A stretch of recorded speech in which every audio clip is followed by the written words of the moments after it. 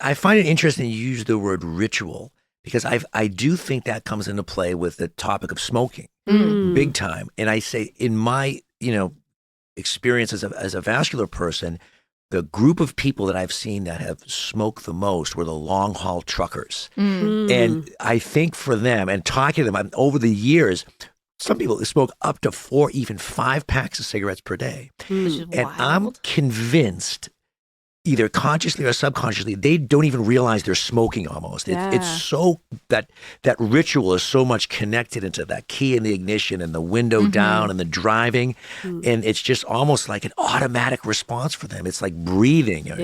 You don't tell your heart to beat or to take a deep breath. You just do it. And I think for some of these folks that are smoking a lot and they've got these rituals, it's really hard to break that. They said that we'd grow out of it. Well, the joke's on them, that's just our brains. We're eccentric, loud, and stubborn.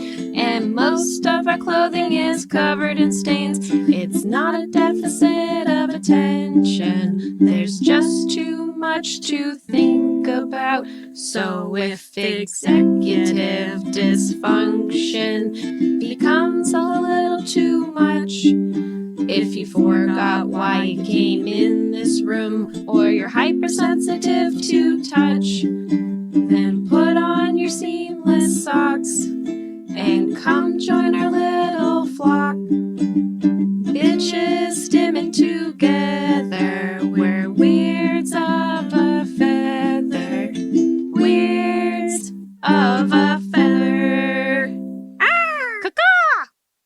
Welcome to Weirds of Feather, an AuDHD-Adjacent and AuDHD-Adjacent podcast. I'm your host, Kristin. I'm your host, Grace Beret. And today we have a very special guest here to talk to us about smoking. He's a vascular surgeon. He's currently practicing in Maine. He's a Yale graduate, correct? Yes, you did your trained residency. at Yale. You trained at Trained Yale. at, yeah, yes, Yale I did. trained our first ever expert in their field and my former boss. And weren't you the winner of some sort of like resident of the year? I was. I won the resident of the year, and I got to go to the medical school graduation with this big fancy outfit on and a big fancy like hat. That sounds all very that Yale. academic regalia. There you which go. was cool. But I was proud of that, and it was a very nice day to be able to participate in that. Yeah. Yeah. Well, we're joined by Dr. McGillicuddy. Do you want to be Dr. McGillicuddy or you want to be Ted? I think Ted. Ted I'm a little bit more comfortable. Do you want to be Dr. Ted? When people Dr. Ted's when fun. people call me Dr. McGillicuddy, I often think that I'm in trouble. Like someone say, "Hey, Doctor," So I think Ted is kind of a more. Ted. Or Dr. Ted is We fine, could do but Dr. Ted? Dr. Ted or Ted, whatever you guys are comfortable with, I'm game. All right. We'll call you whatever you want to be called. But welcome to our Thank you very podcast. much. Thanks for joining us here in the basement in the cold. Yeah, glad you could make it. Glad you could make it down all the way from the north. I'm glad to be here. You described it to me as very cold. I was thinking like Krypton or Antarctica, but it's not as cold as you told me. Well, it's warmed up a little bit. It's not like this winter was pretty cold. Yeah, because we have to shut the heat pumps off in order to record down here. So the furnace doesn't run. Yeah. So it will get colder as the day goes on. So in the future, spring, summer, better time to come down for it's nice for in the Good summer. time to be a 'cause- guest. Yeah. Gotcha. Yeah. Gotcha. We should plan that. Yeah, have our guests in the warmer months. Yeah, we should Yeah, probably good plan that. thinking. Yeah. Ted and listeners, a few weeks ago, we covered ADHD and smoking, how and why smoking is more prevalent among the ADHD population. And we also, I haven't done this yet, but we will do an ADHD journal club on Patreon covering a systematic reviewing causal factors of smoking and ADHD. If you're listening in the future, that should already be done, but I haven't done it yet. You will. I One will. day. It's written. I just have to record it. That's the hardest part. And then just to like hit this point home of like smoking is bad and also extremely prevalent in the ADHD community, I thought we could do an interview with an expert on the consequences of long-term smoking. Hence, here we are with Dr. Ted. And that's what we're going to talk about today. And once again, this isn't like, as we discussed with smoking, we want to do like more of a harm reduction rather than A dare type. this isn't dare. approach. This is we're harm reduction first. We all know that smoking is incredibly addictive, but we're just raising awareness of one of the lesser known and publicized effects of smoking, which is vascular disease. I feel like you don't think about the vascular. No one thinks consequences of about your smoking. toes when you're smoking. No one's thinking about the I toes. agree with Yeah. you. Yeah. Yeah. I think, imagine if you went to a local grocery store, supermarket, hardware store, and asked 100 people walking by you, what happens if you smoke for a while?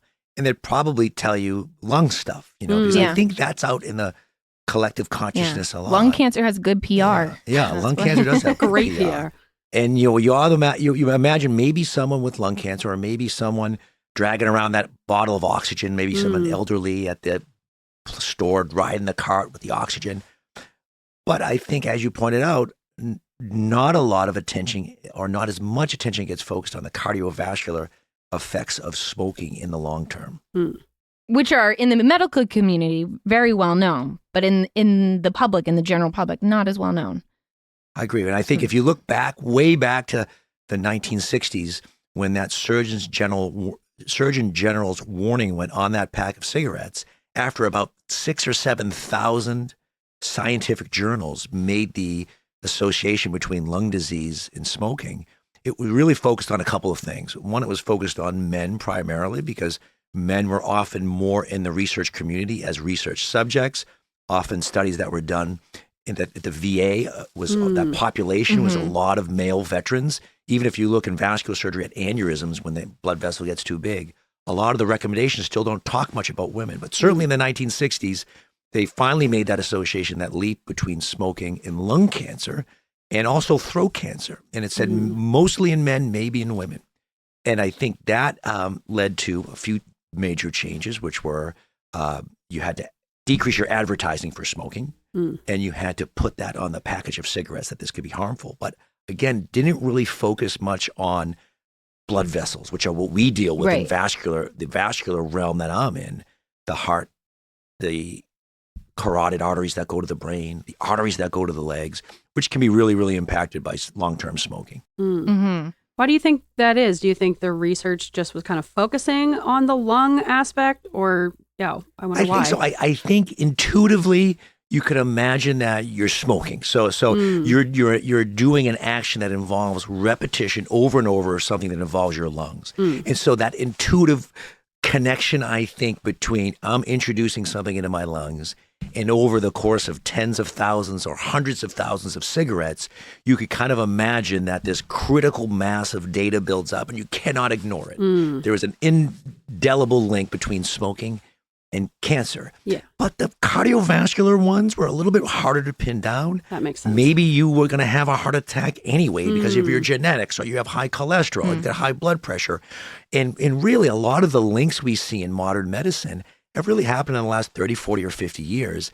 And it just took a while for us to see, yes, it's not just smoking and lung cancer and emphysema or COPD, which are both diseases that impact the ability to exchange air in the lungs, but also that you have blood vessels that are getting either way too big because the wall is breaking down of the blood vessel, or they're getting blocked up with plaque. That makes sense. That does make sense. Geez, I was going to ask a warm-up question, but might already be warmed up. But Got right into it. I do have a gift, though, before. Ooh. Pass that bag over there. Of course I forgot. It's for all of us. Oh. I found these at Big Lots. It's a carton of cigarettes? Yeah, we're all going to have a good smoke, a chat and a smoke. Similar. Oh, it is candy cigarettes. I'm pretty Great. sure you want one. You need a See, cig? I'm Yeah, take old the- enough. I'm 46, and I still remember candy cigarettes. And I still remember from vending machine cigarettes, like back in the 80s when I grew up. They still have those in Spain. Yeah, you could God. get cigarettes at a vending machine, and you could go down and pick up a pack of smokes for your grandmother, your grandfather, your aunt. Crazy. I'm pretty sure I'm those are probably from like 30 years ago. Yeah. They, Oh my gosh. yeah. It's good to get the youths hooked early, you Yeah. know? Yeah. Do you Really like reel them in on the Li- candy you cigarettes. get a lifelong spender, if you get them in early. Are these bubble gum? I- I think they're bubble gum. I don't want to be chomping Where did you on get bubble gum. these? Big Lots. These are probably, These are 30 years probably, old. They're, I tried quite one. hard. Was it gum or did it chew up it's like the regular type of food? gum that like completely dissolves into like this inedible goo. Yeah. Which I guess that's gum in general, but it's Yeah. just like it's not a good gum. But I think I'm thought gonna- it'd be funny. I think I'm going to tuck it behind my ear because I feel like that looks cool. That does look cool, Right? See, Smoking looks really cool. And I think that's the lesson to take away from this episode is that smoking is cool. Yeah, Big Lots and Auburn's going out of business. There you go. Wow. There you go. There you go. Boy, it is Looks quite cool. It's like old. the worst. Yeah. Very hard. It's Yeah. probably You can from taste that it almost wanted to be gum at some point. Yeah. Santa I think Claus Krista- put. it like Puffs. Oh, cool. it puffs and then it will. Whoa. There you go. Yeah. Yeah. They do pretty like neat. puff out smoke. There you go. I think I got a defective one, or I'm defective. I Either think one of you those. took the wrapper Oh, off. you're not That's supposed to take the why. wrapper well, off? because that's where all the powder Powder is, is. where you blow. I've never been a good smoker. Well, you can have. Good thing we have more if you want another Yeah, one. something to work at. Yeah. What do you think is more detrimental, the candy cigarettes or the big league chew that was like getting kids to practice packing a lip? I would say Oh, the yeah. candy cigarettes. Yeah. Yeah.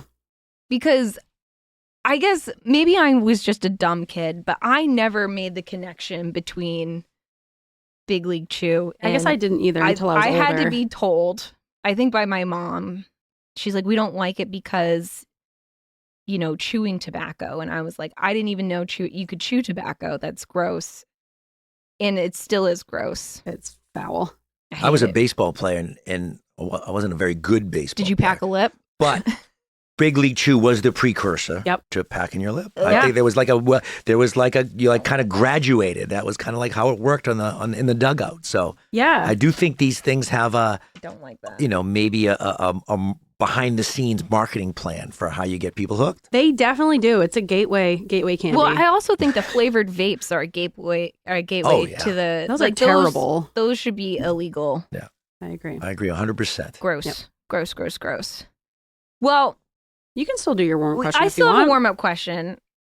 We got time. So this one, Christopher brought this up. He wanted to know, when you brush your teeth, do you wet the toothbrush first, then toothpaste, or toothpaste, then wet the brush, or both? Like, what's your process? So I typically brush my teeth in the morning in the shower. Mm. And my toothbrush and What? my toothpaste I am are also already in the there. shower Yeah. brusher. You guys Yeah. are heathens. Yeah. First And of so- all, who does It's that? You're efficient. like spitting It's on efficient. yourself. You got the So shampoo what? going. Yeah. You got the soap going. You're brushing your No. teeth. You can really knock out a lot of stuff. Absolutely real not. I quick. agree. You let the conditioner set in, and you're already It's a good wet, and so opportunity. you can drool Get a all lot of over stuff done at yourself. once. Yeah, Ugh. you can make as much of a mess as you want, I Yeah. and you're in the shower already. So hated that boom. answer. Do you? Yeah, Why are you? I feel like you're like a toothbrush should be clean, and you're like It is clean. you're What do you think is happening Clean- to it? Yeah, it's clean-ish on mine. clean. And then at night when I'm not in the shower brushing my teeth, to answer your original question, I will wet the toothbrush before I put the First, toothpaste before- on. Do you Correct. Do you wet it after as well, or just No, pre? Well, one pre-wet, All right. and then I get down to business. I If I'm not in the shower. I'm a big pre-wet person. I'm pre and post wet. Pre and post. Yeah. Maybe I'll try that. Double I do wet, like yeah. the pre double wet. So I hate That when a would be toothbrush like- is too dry. Yeah, Oh, it'd make it like a nice lather. You cannot do that. Yeah. Yeah. So I want to impossible. make sure that. And it's then are wet you enough. paste or you gel? Tooth gel? Well, I have 3 kids, and so the real question is which one is less messy? Because there's like a toothpaste volcano in their bathroom, and the paste comes off quicker, becomes like a stalactite, but you can like knock it off, and whereas the Yeah. gel just coats Yeah. everything. Yeah. So I think for that necessary reason, we're more of a paste family. Paste family. I like the paste. I'm also a paste family. Yeah. Christopher's a big gel person, and Like so a we just. baby. What we kind of just- deodorant does he use? Is it like a colored gelish deodorant, or is it more like a chalky? It's a chalk. It's yeah, I the gotta talk to degree. him about that. Yeah. We're gonna talk. Yeah, yeah. he I needs, know what I'm getting him maybe for Christmas. he should go to your men's classes Yeah. with your sons. Yeah, that's right. That's right. Yeah. Men's hygiene class Yeah. every Sunday. Ooh. Yeah. I want to go. Is that a real thing? Yeah. Well, at my house, we do it like a couple times a month. Like my kid, I have 3. They're 10, 12, and 15. They tell me, when do you wear deodorant? Yeah. Brushing teeth, shaving, We shaving should've- That's cream. so wonderful. We Yeah. should have that. So many parents should do hate that. it. They hate it. I bet they do, but you know what? It's better I'll than being the appreciate it stinky later. kid. But yeah, and that's it's right, exactly better what than I said. having your teacher have to be the one to tell you. Everybody remembers the smelly kid. I said, you don't want to be the smelly kid. You want to Yes. be the next smelliest. Yes. And I said, Right. here's some deodorant, and let's talk about how to put it on. Don't forget, blah, blah, blah. They find it awkward. They don't really want to do it, but I think there may be some benefit there. For Maybe. sure. Maybe. I think every parent should do that because I worked in elementary schools for a few years And it's just, you know, if there's no parent teaching you, it's one of those things where you assume, well, it's just intuitive. But no, we all had to be taught. You need to wear deodorant. I remember my father Here's teaching how to do me. it. Yeah. Yeah. And so the kids that don't have parents who teach them are the smelly kids. And then it's like, okay, if your dad isn't the one telling you, it'll be your classmates or it'll be your teacher. And they have to have this really uncomfortable talk with your kid about not stinking, you know? So I feel like that should be a parent's It's hard duty. to unbecome the smelly kid. Yeah. You'll that always one be known sticks. as Once a that. smelly kid, that always a one smelly sticks. kid. I mean, Yeah. there's probably some 39-year-old guy at some, you know, some desk right now regretting not wearing deodorant when he was like, you know, 11 years old or something. Exactly. You know? He's like, that was 1 year. And then 1 I year. started wearing deodorant. One bad month and Yeah. I'm labeled for the rest of my life. Exactly. It's a stigma you'll never grow out of. So I think that's wonderful that you do that with your boys. I want to go. Yeah, you I come, feel, come on, I you feel could like I come. need education. Yeah, I wish you know someone what? told me, You know, like, it's I could use that. not only like when I was a kid, like I'd wash my face with like, remember like the Noxzema pads, but like a little moisturizer. I would do after. those too. Yeah. Because then you Like you have like the acid. driest like acid face, but then like by the afternoon you're like, you know, grease cake. I just wish someone would be like, what about some moisturizer? What Yeah. about, you know, some CeraVe? Mm, Anyway, all right. I'm warm. cool. I am also warm. You're warm? Yeah. You want to get in? You want to talk about our accomplishments? Yeah, sure. Let's do it. You have accomplishments. So, Dr. Ted, every week we talk about little things that we've accomplished during the week to like celebrate the little things. Because sometimes with ADHD, it's really hard to do little things like folding the laundry. So we celebrate them, and we have a little segment called Little Accomplishments, and we have a song to go with it. Yeah. So We can just sing it and you can watch us, I and guess. yeah, that's fine. That's fine. But Ready? I got to look over because Okay. I need to be counted down. All right. Little accomplishments, but big in our hearts. That's our song. Yep. I love it. All right, I love it. Grace. Yes. What have you accomplished? I'm getting back into rock climbing. I love And that. I've gone back to That's the a rock big gym. accomplishment. That is- Right? Yeah. Yeah, my husband and I got really into it right before COVID. Well, he's always kind of been into it, but I finally got really into it right before COVID. We were doing it for like 6 months. We were so good about it. And then COVID hit and we just stopped going because it's kind of the worst thing you can do when it comes to COVID is like touch these holds that everyone else is touching. I'm sneezing on. Yeah, and we just haven't gotten back into it for, what has that been, like 5 years now? Oh my God. I know. But we finally started going again and I've gone 2 times and wow, am I out of shape, but it's been really nice to get back into it. Were you able to climb like the really high one or the one that like juts out? No, I've always been really bad at like the overhang ones. That looks tough. It's very Yeah. hard. It takes a lot of strength, which I do not have. So I'm sticking to the Well, easier it's- ones. Yeah. Yeah. I like ones that have, I've discovered that I'm ultimately just like a kid who loves to climb on rocks as opposed to like wanting to do all this technical, like my husband loves to do the technical balance and tiny little He would. holds and pinching and how to hold your, I just want to like have solid holds that I can kind of scramble up and come down. So Cool. I've just been kind of taking it easy, getting back into it and it feels really good. Is that called bouldering? Bouldering is when you don't have a harness on and the walls are shorter. Okay. So I don't know. I've never been. Will Did you I'll have to shoes? take you. take it Yeah. outdoors? We have talked about it, yeah, because he's done it outdoors a few times. I've never done it, but I'd like to try That it. seems awesome. Yeah. Yeah, so maybe this summer we'll try it outdoors. Wear a helmet, please. Yes, Don't of get a course. head injury. I wear my helmet when I'm roller skating inside my own home. I'm so paranoid about You're getting wearing one a right now TBI. for this podcast. I always wear a helmet. I'm never not in a Just in helmet. case. Yeah. All right, Kristin, what have you accomplished? I ordered a cake on time because I Oh, thought, that's big. yeah, That is I had big. to order a cake for this my aunt's 70th birthday party. Happy my birthday, gosh. Joanne! Happy birthday, Joanne. I thought I ordered it late, and I was like, oh no, this is like the one thing I was supposed to do was to order the cake, Mhm. and pick up the cake and bring the cake, and then I thought I had to order it a week in advance. Turns out you just for Grant's Bakery 24 hours. That's all they need to make like a whole Whoa. big cake. So. I thought I was late, and then turns out I'm on time. Oh, I'm that's all the right. best. It's the best feeling. What Yeah. type of, what would you go with for Well, choices? so that instigated a fight because I didn't know, and Should I was not have brought really this up. struggling with the decision of like what to do because Mm. it's not just it's like what do you want flowers? Do you want it to say happy birthday? What type of frosting do you want? What type of cake do you want? And then they have that like middle layer in between, which can be different. Ooh, like a jam. That's what I did. I just went with white frosting, white cake, and a raspberry jam in between. I Yeah, thought it's something nice. It's everybody got a would nice enjoy. flair to it. Neutral Yeah. with some nice flowers, and Yeah. it says "Happy Birthday, Joanne." So She'll be thrilled. Yeah, that's a good I think choice. she'll be. I spent way too long, and then I got Christopher involved, which was a mistake. I bet. Yeah, Has he made was- it way more complicated Yep, than it needed yep, to be? Yep. He's It's got like charts and graphs and Yeah. spreadsheets and taking Yeah. polls. And, He's like, what if we did a Harry Potter theme? No. She loves Harry Potter. I go, the birthday party isn't Harry Potter themed. We don't need Harry Potter on the cake. It'd be really weird to show up with a regular birthday party and then just a random Harry Potter cake. yeah. That's weird. Do you know what house she is? Is she She would be a Ravenclaw Yeah. for sure. Mm. She would be a Ravenclaw. my family just went to Universal Studios Ooh. in Florida. I don't know if I Oh. can name places, Yeah, you can. but they had a wonderful time because they're really hooked on Harry Potter, and they brought me back a Slytherin tie. I should have worn it Oh. today. Are you a 'cause Slytherin? I tested as a Slytherin, Wow. which is a source of a lot of like How do your topics sons around. feel about They that? don't feel very good, but they also point out this guy that I think his name was Snape. And I don't know. I it's funny because I'm kind of a like Hobbit, Chronicles of Narnia kind of nerdy guy, and I never for some reason I missed Harry Potter, but I tested as a Slytherin. They told me that was a disaster. But then there's See. one guy who's I guess looks bad throughout. It turns out to be an okay guy. Yeah. They said Yeah. maybe I'm like him, Yeah. Yeah. but probably not. It's all about what you choose to do What did with your- it. You what Like know? I can be in that house, but the humans have the capacity to change. See, Exactly. I Christopher agree. really wanted to be a Slytherin because he thought it was cool. It'd be cool to live in the dungeons. Yeah.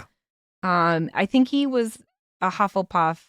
I could see that. He's a Based big on- Hufflepuff. I think I tested as a Gryffindor. Have you tested?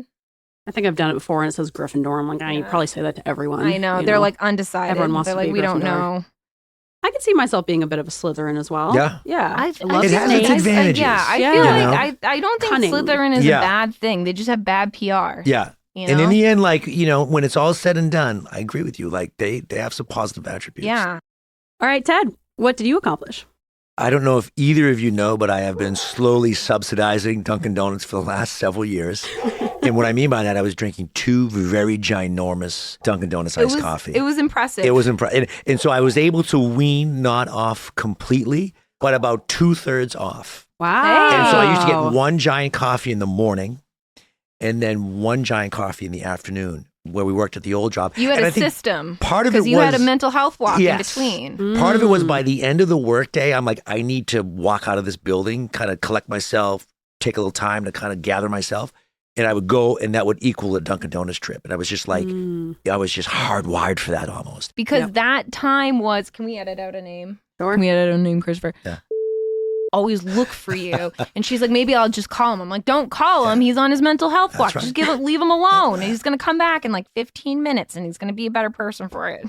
And it's true. And it was a therapeutic thing for me. But I realized it wasn't really about the coffee, but about the time, just kind of half hour taking your With that taking your job, brain. you just need to leave the building. Yeah. That was I got to get out of here before I go insane kind of job. So if you hear about the Dunkin' Donuts in Lisbon going out of business in the next 3 months, it's your because fault. my $9,000 a month has been cut down to $2,000. Shoot. Yeah, but they probably became reliant on that Yeah. money. And I'm not nearly as jittery, which is good. And I've That's switched great. over to a Good. little bit of tea. Like I'd never had a cup of tea until the last 3 months. And I've got all these nice there you teas. I go. go shopping for tea.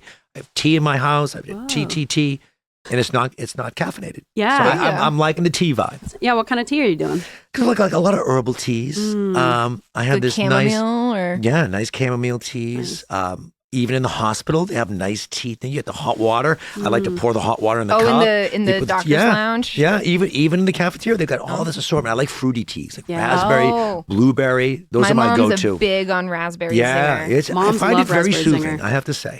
You know what I've been doing recently too, which I discovered, which is silly to say, but I discovered you can just drink hot water and put lemon in it if you want and just kind of sip on it. And that kind of takes the place of a hot little I beverage. think it's more the act of just drinking Yes. something. Yes. You Especially need when it's like hot. a ritual, whether it's Mm. tea or coffee. It just kind of sucks because I do love like the flavor of coffee. So I'd like to drink more coffee, but I'm probably like a 1 cup limit before I start like losing my mind. And I think that's the strategy for replacing these habits that we want to change, is instead of being like, I'm just not going to do this at all, is recognizing that you enjoy the action of having like a hot little bevy and replacing it with something like tea instead of trying to say, I'm not going to do this thing. I think it's nice to replace it. I find it interesting you use the word ritual, because I do think that comes into play with the topic of smoking big time. And I say in my, experience as a vascular person, the group of people that I've seen that have smoked the most were the long haul truckers. And I think for them, and talking to them over the years, some people smoke up to 4, even 5 packs of cigarettes per day. Which is And wild. I'm convinced, either consciously or subconsciously, they don't even realize they're smoking almost. It's so that ritual is so much connected into that key in the ignition and the window down and the driving. And it's just almost like an automatic response for them. It's like breathing. You don't tell your heart to beat or to take a deep breath. You just do it. And I think for some of these folks that are smoking a lot and they've got these rituals, it's really hard to break that. And that's what I've noticed over the years, especially in certain occupations or certain exposures. Yeah, I feel like it's just something to do, especially a job like that where you're bored, you're kind of just staring straight ahead. I feel like it just, you enjoy the process of like having something, literally anything to do. Right. Yeah. It's going to be a boring job. Well, I think that would kind of transition us into like what we wanted to talk about for most of the day today, which is our like meat part of the episode, which is like vascular disease. So, Dr. Ted, can you tell us what vascular disease is? Yes. Vascular disease can basically be described as diseases in circulation. As your listeners certainly understand, the heart is in the chest. That heart pumps the blood out to the extremities and the brain and all the internal organs, all the bones and muscles in this arterial tree. And it really looks like a tree. It's got a big main trunk, which is the biggest blood vessel in your body, called the aorta. And then as that trunk gives off branches, which give off additional branches and more branches. And so when we think about the circulation, we kind of divide it into a circuit. And so the heart is the engine or the pump of that circuit. It sends blood out to the extremities and the head and the neck and the organs and the arteries, and the blood comes back in the veins. And so when we think about vascular disease, we think about disease in the heart or that plumbing. It's all kind of plumbing in this world. And so how does that plumbing get impacted by smoking is, I think, what we're going to talk about today. And then who's most likely to get vascular disease? There's certainly a smaller group of patients that have a genetic predisposition, a gene that they've inherited from their parents that may give them, let's say, really high cholesterol and premature problems with their blood supply, premature problems with their blood vessels. But by and large, I think what we see in the business is that vascular disease is often a disease of the elderly. We don't see many young patients in our practice, although that's not totally true. But if you were to look in our waiting room to see who's signed up to see the vascular surgeon that day, you'd find that most patients are pretty elderly. And often they have a couple of risk factors. One of them is diabetes, which causes hardening of the arteries. But the other major risk factor that we see a lot is smoking. I found when I worked in vascular surgery, we would have patients come in post-operatively and they'd be like, how did this happen? And I was like, well, it could be from your diabetes. It could be because you smoke 3 packs a day. And there's a little part of me, a little part could be genetic. And I felt like every time I said that, they'd be like, oh, it must be genetic. And you're like, no, it's probably the 3 packs of cigarettes that you've been smoking. But I felt it's probably easier to deal with. It's got to be genetic. If you It's not feel my like fault. you've been pre-programmed to have this problem, I think it's maybe intuitively a little bit easier to deal with than if it's a behavioral thing where you say, maybe some choices I've made have led to this. Yeah. And it's a hard, as you talked about in the previous episode, it's really, really, really hard to quit, right? Yeah. No judgment. But I think as you mentioned, if it's you say, oh, this was going to happen, oh shucks, this was going to happen no matter what. Yeah. It's a little bit different than saying, oh man, maybe, back in the day I should have tried to quit, or maybe put some more effort into quitting over my lifespan here. That's And probably then- hard to come to terms with. And so you're a vascular surgeon, board certified. What does that mean? What do you do as a vascular surgeon? We typically evaluate patients. We're considered like a specialist or a subspecialist. So often like a primary care doctor will be seeing like a really, really big panel of patients, and they're kind of like a quarterback, and they'll pitch the ball to people that they think can help their patients based on risk factors or what they see on exam or maybe some history that they've had. That's about half of what we do. Maybe seeing patients in the office that the primary care doctor has called referred in, said, oh, I'm worried. I listened to the patient's neck and there's a really loud murmur or a whooshing sound. I'm worried that there's a blockage there. Let me go send him over to this vascular surgeon. And then the other half of what we do is deal with blood vessel urgency and emergency issues, like maybe in the emergency department or in the operating room where someone has a blood vessel that gets totally clogged up and they have bad blood flow to their leg and it really hurts. Or maybe a blood vessel that gets so big enough because it bursts and it's leaking into their abdomen or their chest or something like this. But often what we do is we evaluate patients, and we're surgeons, but really most patients that we see, we don't operate on. We talk a lot about blood vessels. We talk a lot about risks and risk reduction. And actually a minority of patients that we operate on. And we do a variety of things that involve traditional kind of open surgery with incisions. And we do a lot of minimally invasive stuff. And something, if you may be thinking about, is like this idea of balloons or stents. Maybe when a patient has a heart attack, they get balloons or stents put in their heart. So it's a pretty wide-ranging specialty, but it involves stuff, seeing patients in the office, as well as some procedures in the hospital. Mm-hmm. Exciting. You've been doing a lot more endovascular stuff. Yeah, At least when I first met you. Yeah, the beautiful thing about vascular, and the thing that I think is most appealing, is that there's so much cool technology, and that every time you go to look at a problem, you could show a problem to 5 or 7 different vascular surgeons, and there may be 5 or 7 different ways to fix it, using a combination of what they know, what's out there, what's their training, what's their results like. So there's a lot of potential creativity in vascular surgery, and I find that very appealing.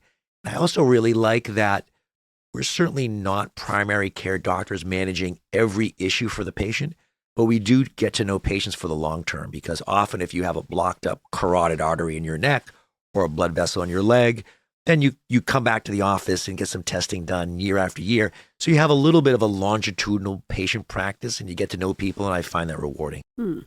Yeah, I did like that about that. I think I've recently switched over to general surgery, and it's weird to see patients get better so quickly. I've what's going on here? Yeah, and I was like, I guess I just like won't see you ever again, which is rewarding. But I do miss getting to know patients. You know, some patients have been seeing for like years and years, and you know, you're like one of the family, you know, and it's really rewarding. So how'd you get into vascular surgery? How did that even happen? I went after college. I was kind of on the sciencey end, you know, went to biology in college. Mm-hmm. And at the time, I think this program still exists. There was a really cool, but not very well-known program called, it's got this big clunky name, National Institutes of Health Post-Baccalaureate Program. What it really was you spent 1 year after college in a lab in Maryland at the NIH, which was super exciting. You felt like you were at this hub of like science and medicine, and there was all these things going on, and it was just like this university of like science. And I spent 1 year in the lab, and I was working for this guy out of New York, and I'll never forget a tangent. It was the year that the World Trade Centers were taken down by the terrorists. And I remember telling him, because he's from New York, and him crying, but it's an aside, but he was a very powerful, like, very influential figure in my life. He really was I'm convinced that you meet 3 or 4 people in your life, and they really influence you in a really positive way, kind of make you what you are today. And I think in addition to my parents and, you know, a couple other people that I've run into, this was one of those guys. But anyways, my specific role in that place was a basic science laboratory where we were trying to turn white yeast, literally yeast, on a plate to pink. And I was horrible at it. And I didn't do the experiments well. I tried my ass off. I got there early. I stayed late. I didn't have the brain for it. I wasn't good at it. I couldn't. That science, that really detailed rigor of designing. Pipette skills weren't up there. No, and it was like, and I was horrible at it. So I said, I'm going to try I'm more of like the people side of this. And so I applied for medical school, got into medical school, and kind of gravitated towards blood vessels. I like the way like the plumbing works, the physiology and the anatomy and the technology. And, I kept plugging along to the point where I thought this could be something that I think could be kind of intellectually stimulating for like many, many years. And then the rest is history. The rest is history. Student loans and moving around, and it sounds so glamorous right now looking back. But residency and fellowship are hard because you don't own your time. Your time is kind of dictated to you, and you're working hard, and you're trying to absorb this kind of craft. You hear a lot about the technical parts of how to do stuff and how you do it, but that kind of the people part, I think is almost harder. And so that's what I had to learn and practice was, the so-called art of medicine, air quotes, I guess your listeners can't hear, but which is like, how do you give bad news? When something goes wrong, something shitty happens, how do you talk to a patient and their family? And that part doesn't come naturally. And I think you just learn it over time. I feel like, especially for people that have very like medical brains, I know this with Kristin too, where you've had to work on your bluntness because for you, it's like, I'm just conveying information. Wouldn't you want this information to be the most efficient way possible? But no, not everyone. Some people appreciate my honesty. Yeah. And some people don't. Yeah. So it's definitely a skill and an art form to figure out I haven't mastered the art form, but it's getting there. So as a vascular surgeon, a lot of your patient, you have a high smoking incidence in your patient population. We do.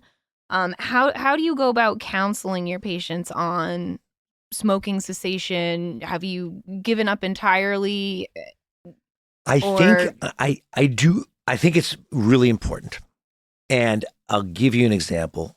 I met a patient yesterday. I was up in Waterville, and he had a problem with his ankle. And I was sure smoking was contributing in a major way. I knew it was going to be uncomfortable, but we had the conversation because I really think it's important. It's also important for expectations.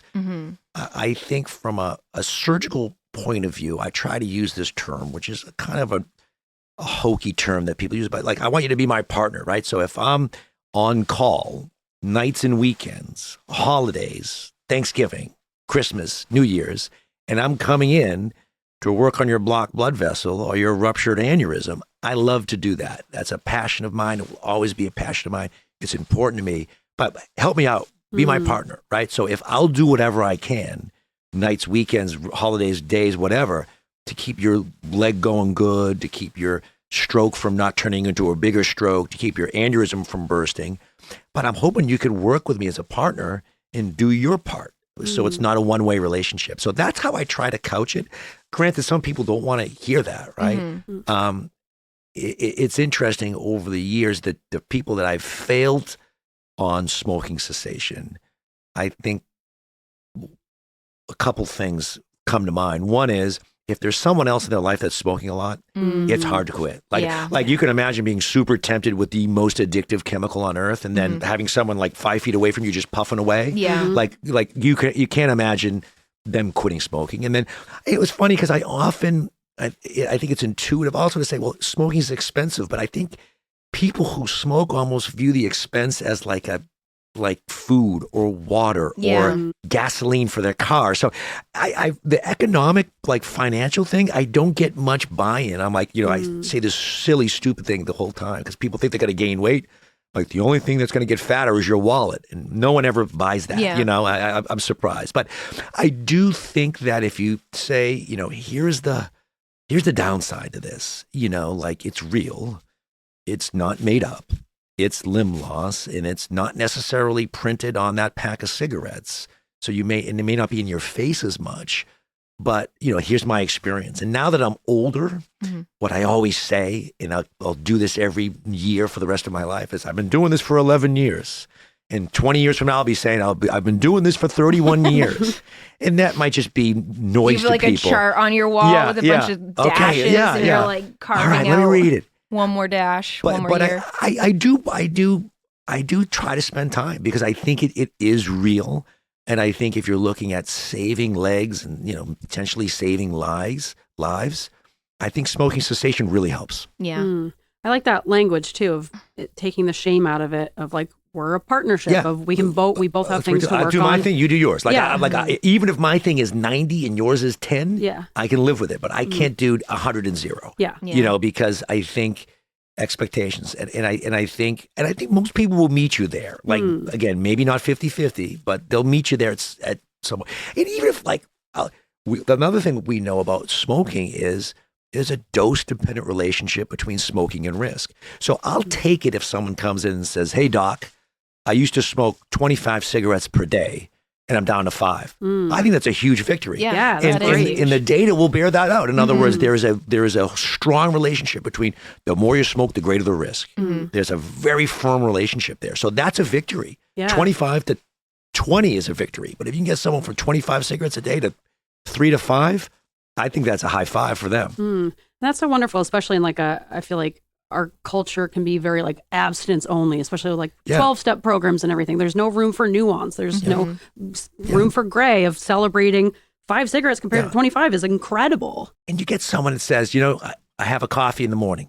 I have 2 cigarettes. I say, great. I don't think that's going to create huge risk for you. It's that 10, 20, 30 per day. Yeah. You smoke it, when you get up, if you have to have a cigarette with your coffee, okay. Not ideal, I guess, but I think it's okay for your blood vessels. Yeah. That's a wonderful version of harm reduction. Yeah. I mean, especially after our episode we did with smoking, I guess, I've always known smoking is bad, but I just didn't know how addictive it was. And I think what we said, how we not have become smokers. I have no idea. Because I've never smoked a single cigarette because I know how addictive it is. It's just like a miracle that we haven't because it's so addicting. So if you need 1 cigarette to get through the day, I get it. I need a cup of coffee to get through the day. And I will forever, if they come out and say coffee causes cancer and you're going to lose your legs because of coffee, I'm probably going to lose my legs. Yeah. For sure. You will too, for sure. Well, they'll just melt right off. Yeah.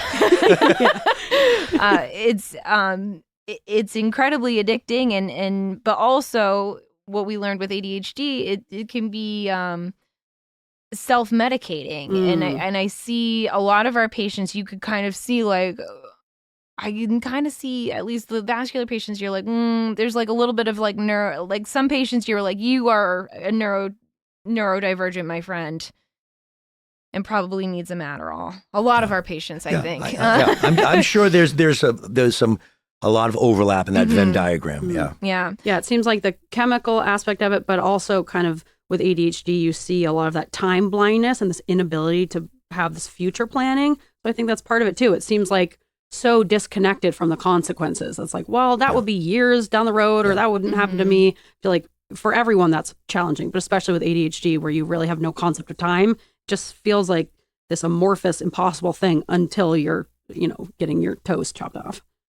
I've got a few more questions, and then we can get into our bird of the day. Obviously. What have the most important part is the bird of the day. The bird. We got a bird theme going on.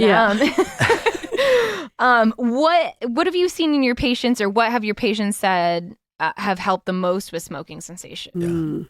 Well, we live, of course, in the state of Maine, and the state of Maine has a nice resource called the Maine Quit Line. And I actually think it's a real resource, and they can provide free of charge counseling in quitting materials.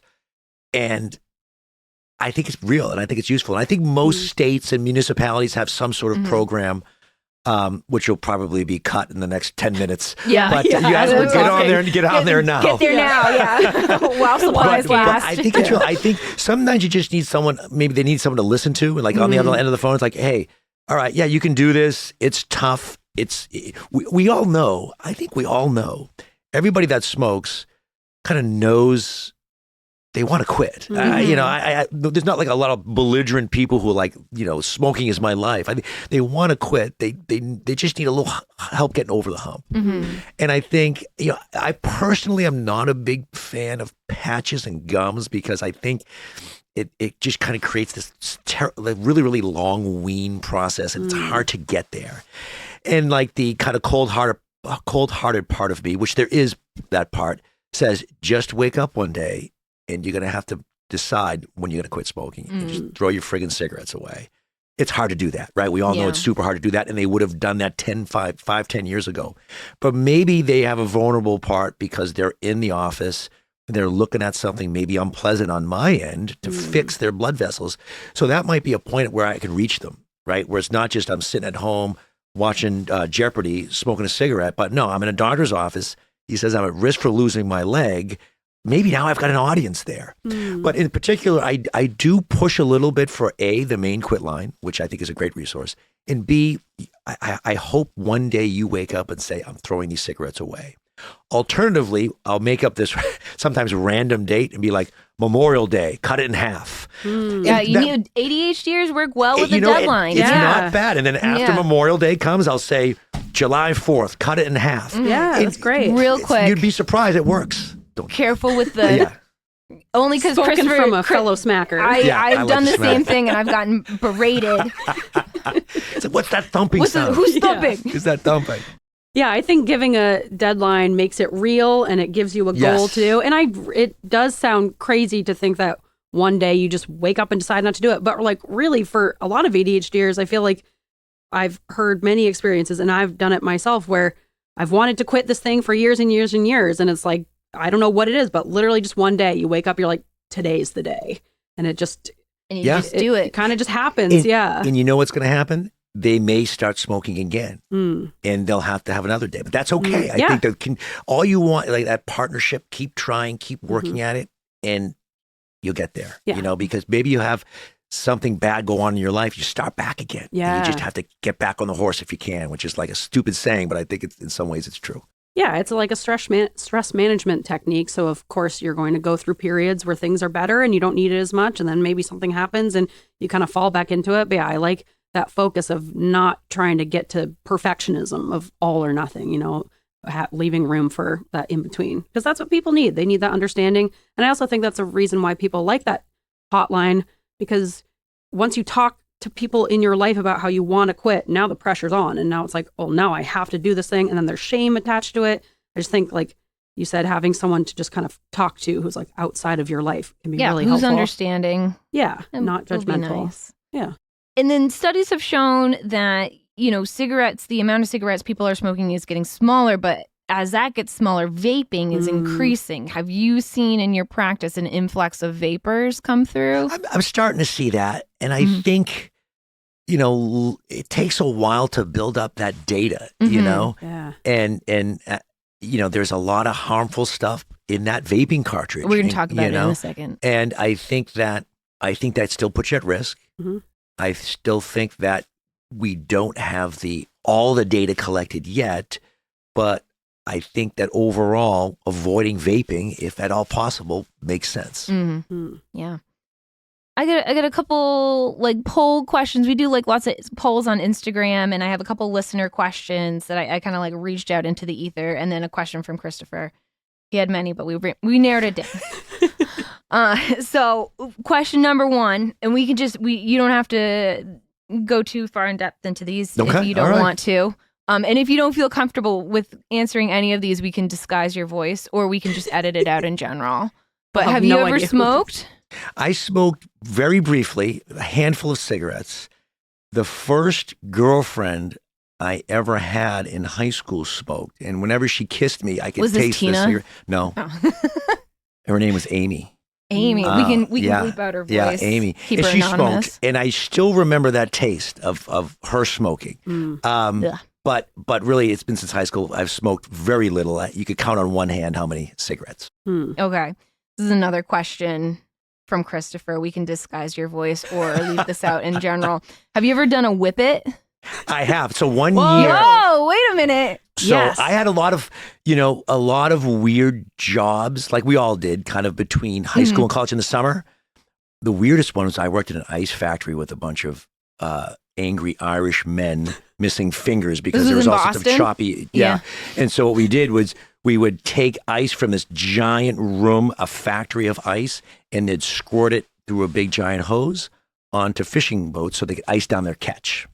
Oh. And so we used to take these big rakes and pull it off onto the ship so they could take their ice onto the fishing boats.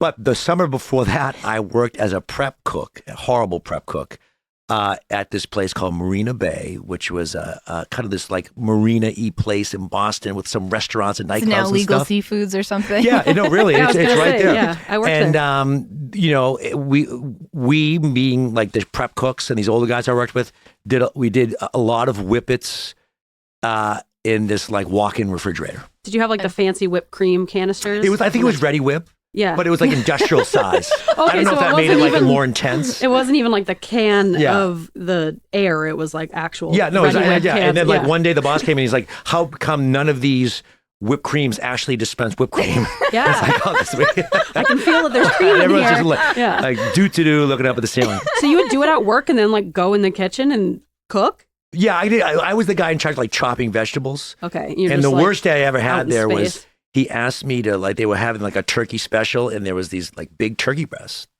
and they had cooked them, these like big giant turkey breasts. Now my job was to slice them in the slicer and make like real slices so they can make turkey sandwiches or, whatever out of it. But I wasn't good at it and the slicer was set wrong and it just basically like morselized everything into these like tiny fragments. So he comes in and I basically have this like giant tub of tiny bits of turkey. And the guy was like, "What the fuck?" So I was not very good at that. Yeah. Well, the whippets probably didn't help. Yeah. No, it did not. God. This was sent in by a listener, which I'm kind of mad I didn't think of to ask this because I think it's important. They ask, what should we do to take care of our vascular health? Oh, that's a great question. I know. That's why I'm That's a mad. I great didn't question. know. And I think the answer is, and again, I think medicine is full of these cliched things, but I think some of these cliches are out there for a reason. And another kind of cliche that I use a lot with patients in the office is movement is medicine. 30 minutes of exercise per day. I don't care if you're walking around Walmart, walking around the mall, walking around the track, bicycling, treadmill, hiking, and I really believe that. The natural kind of divergent point I see in most of our patients is the people that are really sedentary have a trouble and things stack up pretty quick, but the people that really commit to exercise in whatever way they can do it, I think it really makes a difference. So I would say try to get 30 minutes of exercise per day. Okay. Great. And then these are two we asked on Instagram, but I'd love to hear your take on them. We asked, what is your favorite? I'll give you, it's a multiple choice. Okay. What's your favorite ingredient in cigarettes? Arsenic, wood preservative, polonium-210, or formaldehyde? I'd have to say arsenic because of all the interesting stories through history of like people surreptitiously poisoning people. So I think arsenic has that cachet. Yeah, that it's got good if PR. If you're gonna poison yourself, But I do think that like over history, arsenic has that lore, and I think that makes it interesting. If you as a toxin, I think it's got an interesting history behind it. That's a good answer. Yeah, that's that's a good answer. And then what is your favorite? This is also multiple choice. What is your favorite ingredient in vapes? Antifreeze, lead, formaldehyde, or paint thinner? Similarly, I'm fascinated with lead. I've read before that the murder rate in the United States closely paralleled the use of leaded gasoline. Really? And Serial killers, yeah. Yeah. And so if you look at the history of lead, lead paint, lead gasoline, the switch to unleaded gasoline, there's allegedly a close correlation between murder rates and certain types of crime in the presence of lead in gasoline. Really? And lead as a kind of frontal lobe toxin, I think is kind of interesting too, much like arsenic. I feel like that deserves its own episode. Yeah, should we talk should definitely do about a lead lead poisoning. episode. A Yeah. lead episode. That's all I got. thank you for joining us. Thank you for having me. Yeah, I really appreciate it. We're gonna have you on again on our next episode. So Get if a you little didn't- sillier. Yeah, a little sillier if you less The smoking. serious guy Yeah. came on. like- He ruined the aura. And- No, this is a No, I think surprisingly you're- fun I thought it episode was Yeah. fun, for very being so informative. informational. Yeah, I thought it was really it's fun. good balance. Thank you for joining. Thanks Thank for you for having coming me. all the way down from the north. This is Weirds of Feather podcast. You can find us on Instagram. You can find us on TikTok. Grace has all these great animations on TikTok. You can email us at weirdsofeather@gmail.com. You can listen to our Patreon where we have extra content, including that one episode that I said I was going to do. You're putting too much pressure on yourself. I know. You got a big list of stuff I to got do. a big list. Yeah. I have You a be notes busy. app of stuff I want to cover, and every day it grows. I want to do a takedown Patreon episode about Mother Teresa, so that's what I'm working on. Okay. Because she was a bitch.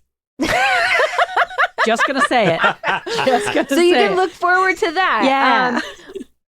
But let's get into our bod, which is our bird of the day. Mm. We don't really have a song. We have a jingle. Yeah. Ted, do you remember bod, like that weird shower gel As that a they body used spray. to, Body remember? spray. And they were like, Yep. I want Yes, your I did. bod. And Nice it's just like bod. torsos. Yep. Playing volleyball at the beach. Yeah, I and know it's just exactly- like I know sweaty exactly what you're torsos. saying. Yes. Great. So good. You're the first person. You're the only Yep. person who's remembered that. But that's Yeah. what we were playing on. So we do bird of the day. We got a bird theme here. We're gonna make you imitate a bird call. Yeah. In a Okay. second. Yeah. All right. But first we got to learn about a bird. And so I picked your dad. So I picked the jacana, which is a tropical bird, and it has these. It looks like almost like a little pheasant, and it has these really long legs with these really long toes because it walks across like lily pads.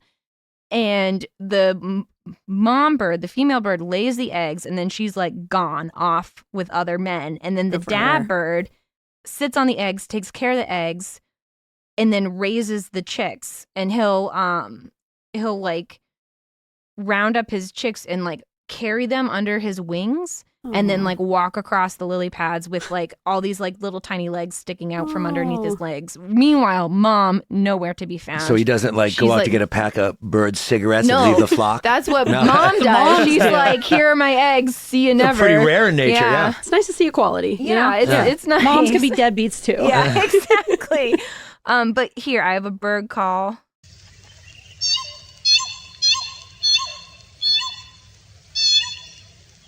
All right. You're Okay. Are right. you feeling I can do strong? Yeah. Okay. Go for it. Pretty good. That's like one of the best bird calls we've had on the show. Yeah. Grace. You're just saying that. No, you should if hear you us. go back into our archive, there's some really rough episodes. It's from us. Yeah. Our guests are usually like so much Yeah, better our than we guests are. well prepared. Yeah. It's almost like a cat. Yeah. Mew, mew, mew. I think we nailed it. Yeah, I yeah. think this is a good one. I think we got it. All right. All right. All right. See ya. Bye.